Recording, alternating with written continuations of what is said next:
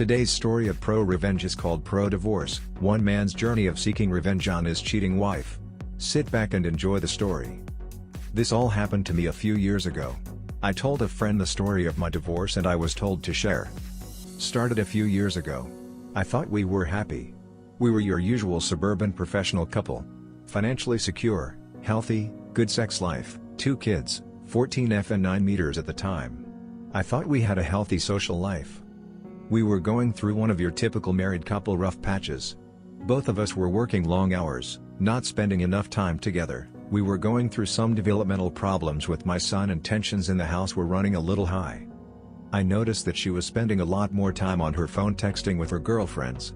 I didn't think much of it.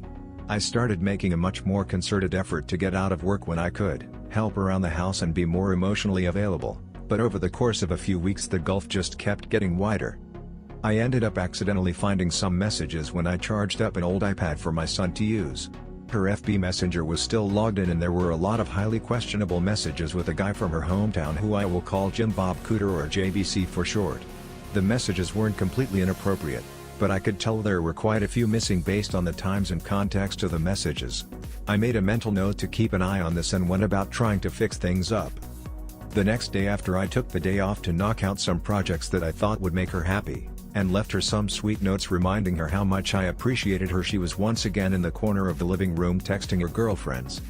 I took the boy's iPad to the office, opened up FB Messenger and watched in real time as my wife tore me down. Her and JBC were making fun of me. All of my flaws, insecurities and secrets I entrusted to my partner were now fodder for her and JBC. Not only that, but while there wasn't outright sexting, there was a sexual undertone to the whole conversation, especially when she was bashing my performance in the sack. I managed to take some screenshots, but missed a good bit of the messages, because as the conversation was unfolding she was deleting them. I wasn't emotionally capable of confronting her. I stayed in the office until she was asleep and had a couple drinks. I took off the next day and spent some time soul-searching, drinking and trying to figure out what to do. The wife came home and wanted to know what was wrong and I just coped out and told her I had a bad day. A couple minutes later I was watching the iPad as the train wreck kept unfolding. So began a couple solid weeks of taking screenshots, drinking and detaching myself from the relationship. I knew there was no going back from this. The messages were now overtly sexual with my wife completely into it, and JBC was sprinkling in I love yous. I consulted a lawyer and got my options, and started moving forward. Here's where everything got absolutely surreal. Watching the messages I found out JBC was coming to town to spend a weekend of quality time with my wife in a pretty nice hotel. I was missing a good bit of the info. They must have had a phone conversation about it at some point, but I was able to infer enough to get the when and where. Sure as shit, the next day the wife is buttering me up and wanting to take a spa weekend with the girls to relax, and when she gets back we can really focus on our marriage. I go with it all the way. It's the greatest idea she's ever had, and I'll do anything to get us back on track. I get with the lawyer and have him draft a strong separation agreement stating that she would move out, she would get weekend visitation, no child support in the interim until the divorce is final. Then I sit through the most agonizing 2 weeks of my life. After all this, most of my feelings for her are completely gone, and I'm just seething with anger like I've never felt before. D-Day arrives. I take the day off work. I withdraw half of any money in any accounts we are joined on, leave her half alone. I had already redirected my paycheck to a new bank. I close our money market account and get a cashier's check for her half and deposit my half in my new account. I stop at Office Max and print out about 75 pages of FB Messenger screenshots, and I kill time because I don't want her to be at home. She texts me that she's taking off and that she loves me. I tell her to have fun. I show up to the hotel at about 8:30 and call the wife's phone from the lobby. It goes straight to VM. They are probably already at it, whatever. I walk up to the front desk and ask if I can use the phone to be connected to JBC's room. It rings 3 times and he picks up. Hello? JBC, can you send my wife down to the lobby please?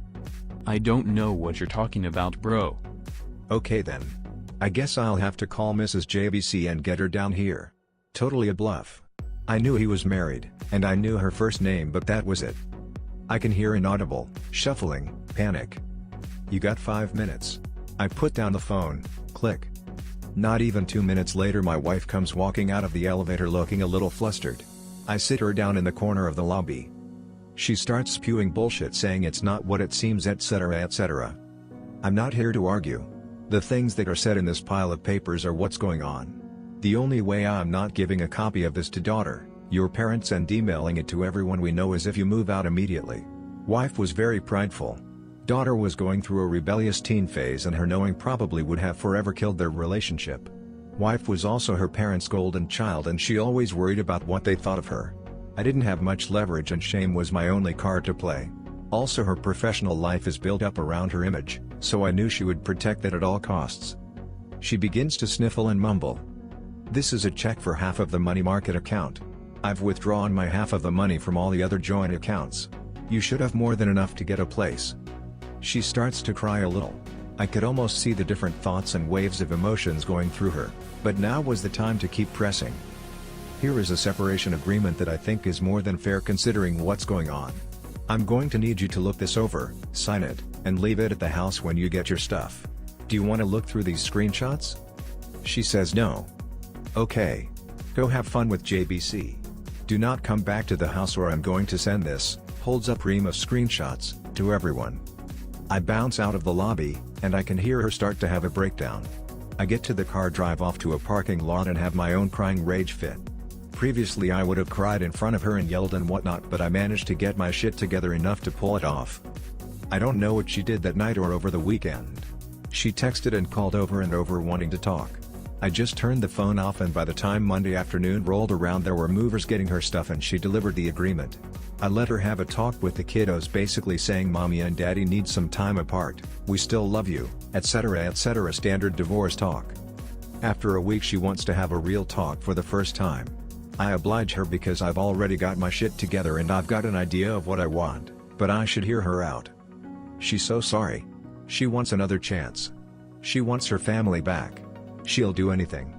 She's on her knees crying into my lap. I have no intention of ever taking her back. I tell her she needs to set up marriage counseling on her own at a time that works for me. I tell her that I can't live with her, but she should be around the children to try to maintain a relationship with them. So starts our new normal of her coming over the house, cooking and having dinner with the kids 3 nights a week. She always saved me a plate. I made myself scarce, her cleaning the house and doing the kids' laundry, then heading back to her place. We went to counseling. It consisted of her working through her issues with the therapist, trying to figure out why she did it, her begging for forgiveness, and me stoically playing the victim. I was never going to give her another chance. All I wanted to do was kill time, establish myself as the primary caregiver to the kids, and establish her as not having residency in the house. After a few months I go to my own therapist and get diagnosed with depression and PTSD. I ask my work if it's possible to go to part-time for the foreseeable future to deal with personal issues, and it's no big deal. After 6 months of therapy I told her that I couldn't forgive her right now and that I wanted an amicable divorce, but she is still the love of my life and maybe someday we could give it another try. She was devastated, but agreed to the divorce if I promised to try again someday. Once the divorce was filed I needed the kids to want to stay with me. I left a Google search for how to survive your wife's infidelity up on the shared PC at home, and I left some printed out infidelity articles not so hidden in the kitchen. My daughter found them and came to me crying. I told her she wasn't supposed to find those, that mom made a mistake, that mom still loves her, and that I would always be here for her. My daughter, who used to hold my wife in such high regard, now wouldn't talk to her without screaming, and it crushed her. Not surprisingly, when the court needed statements from the kids a few months later, little brother followed big sister's lead and they both wanted to stay with dad in the house they grew up in. When the divorce was finalized I got the house, had to buy out some of her equity, but that's okay. I got primary custody of the kids. I got awarded generous child support due to the difference in our incomes due to me working part-time. Now for the last 2 years I've gotten to live in the house with my kids, work part-time, get the now ex to subsidize it for me, and when she takes the kids over the weekends I get to have my fun with Tinderellas and some FWBs I've cultivated. In the eyes of my kids I'm the patron saint of fatherhood for taking the high road and always being there. In the eyes of my ex I'm the one that got away that she will always pine for, and I get the bonus of having her come over for sex whenever I want it by dangling that carrot of maybe getting back together. But that is never going to happen. Thanks for listening, and we hope you enjoyed this story of ProRevenge. Don't forget to like, comment, and subscribe for more videos in the future.